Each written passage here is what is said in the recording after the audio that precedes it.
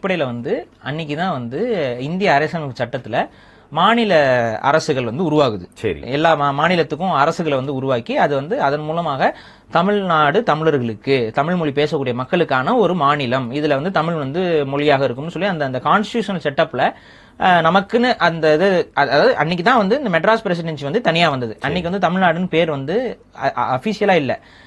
ஆனா இன்னொரு இந்த இடத்துல சேர்த்து நம்ம பார்க்க வேண்டியது இருக்கு. அதுக்கு முன்னாடியே இந்தியா விடுதலை போராட்டத்தில் இருக்கும்போது தமிழ்நாட்டுடைய காங்கிரஸ் கட்சிக்கு பேர் என்னன்னா தமிழ்நாடு காங்கிரஸ் கமிட்டி. கட்சியில கமிட்டி.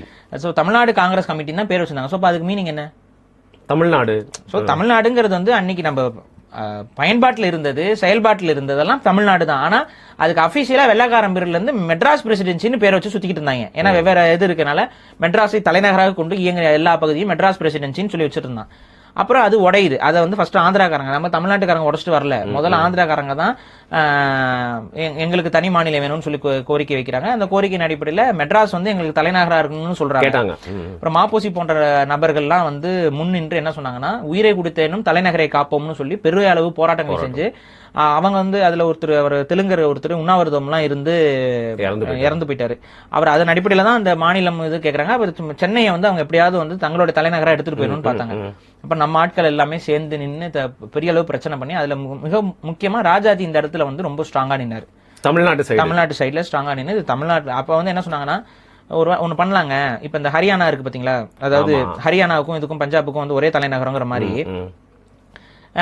சென்னையவே வந்து ஆந்திராக்கும் தமிழ்நாட்டுக்குமே பொதுவான தலைநகரமா வச்சுக்கலாம் அப்படிங்கிற மாதிரி அந்த காம்ப்ரமைஸ்லாம் நேருலாம் இறங்கினாரு. கொஞ்ச நாள் ஹைதராபாத் அப்படிதான் இருந்துச்சு, அந்த மாதிரி வந்துக்கலாம் அப்படின்னாங்க. அப்ப வந்து அவர் முடியவே முடியாது, இது தமிழ்நாட்டுக்கு தான், அவன் பிரிச்சுட்டு போறான்னா அவன் பிரிச்சுட்டு போகணும், இது சென்னையை கொடுக்க முடியாது அப்படின்னு சொல்லிட்டு ரொம்ப ஸ்ட்ராங்கா நின்னுட்டாங்க. அதுல வந்து ராஜாஜி எல்லாம் ரொம்ப ஸ்ட்ராங்கா நின்னாரு. ஸோ ஆட்டோமேட்டிக்கா என்ன ஆகுதுன்னா, அப்புறம் சென்னை வந்து தமிழர்களுக்குங்கிறது இதாகுது. ஆனா அந்த டைம்ல என்ன ஆகுது, திருப்பதி, சரி சென்னையும் நீங்க வச்சுக்கிட்டீங்க, திருப்பதி அது ஏதாச்சும் எங்களுக்கு கொடுங்க அப்படிங்கிற மாதிரி போய் அந்த இடத்துல ஒரு சமரசமாயி திருப்பதியை விட்டு கொடுத்துரும்.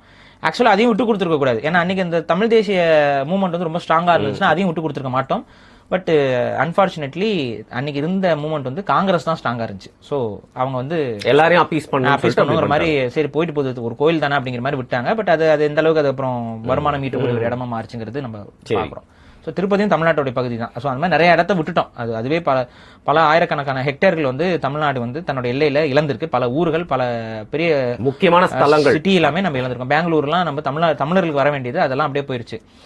கோலார், தங்கவேல் இதெல்லாம் அன்னைக்கு அந்த காலத்துல தமிழர்கள் தான் அதிகமா இருந்தாங்க மெஜாரிட்டி. இப்ப அதெல்லாம் வந்து கன்னடர்களுக்கு போயிருச்சு. இப்ப அவங்க என்ன பண்ணாங்க, கன்னடர்கள் அதை ஹெட் குவார்டர்ஸா மாத்தி அங்க கன்னடர்கள் எல்லாத்தையும் வேலைக்கு வர வச்சுட்டாங்க. ஸோ ஆட்டோமேட்டிக்கா நம்ம பாப்புலேஷனுக்கு ஈக்குவலா இன்னைக்கு அங்க பாப்புலேஷன் வந்துட்டாங்க.